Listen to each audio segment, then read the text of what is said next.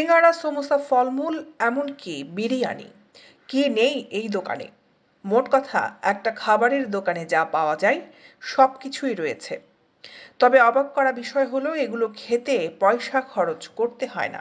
বলছিলাম 12ই রবিউল আওয়ালের দিন যশনী জুলুস উপলক্ষে চালু হওয়া আল্লাহর ওয়াস্তে খাওয়ানোর এই দোকানটির কথা। এখানে মক্ত খাওয়ানোর গ্রহীতাদেরও যেন আপ্যায়নের কোনো কমতি নেই।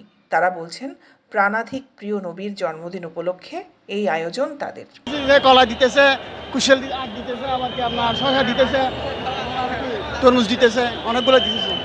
এখানে আসলে টাকা দিয়ে কিনতে হয়, না কিনতে হবে না, কারণ এটা হচ্ছে কি নবী মিলাদুন্নবী উপলক্ষে সবকিছু ফ্রি। এর আগে পবিত্র ঈদে মিলাদুন উপলক্ষে চট্টগ্রাম জুড়ে পালিত হয় 53তম যশনে জুলুস। যশনে জুলুসে নেতৃত্ব দেন পাকিস্তান থেকে আগত আওলাদে রাসূল হযরত সাবি শাহ, আর উপস্থিত ছিলেন আল্লামা হযরত কাশেম শাহ। আর এতে আগত অতিথিদের আপ্যায়নে চালু করা হয় এই দোকান। এখানে প্রায় 5,000 মানুষের মাঝে বিনামূল্যে খাবার বিতরণ করা হয়েছে বলে জানান তারা।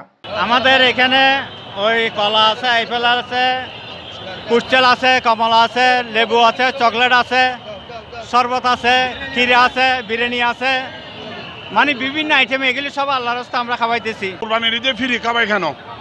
ঈদের খুশিতে খাবাই আর কি। এটাও একটা আমাদের জন্য ঈদের খুশি, যে নবী দুনিয়াতে এসেছেন, যে নবীর কারণে দুনিয়া সৃষ্টি, যে নবীর কারণে আমরা সবকিছু পেয়েছি, এই নবীর কারণে আমরা আজকে উৎসব উদযাপন করতেছি। ঈদুল মিলাদুন্নবী উপলক্ষে আমরা সবাইকে সামন্বিত করুক।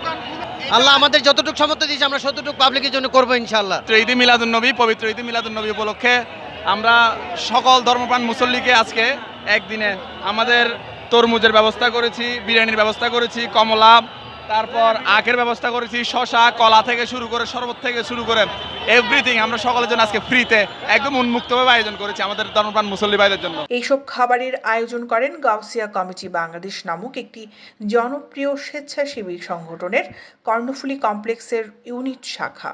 প্রতি বছরই ঈদে মিলাদুন্নবী আসলেই এমন আয়োজন করে তারা। এদিন সকাল 7:30 থেকে দুপুর 2টা পর্যন্ত চলে তাদের এই কার্যক্রম।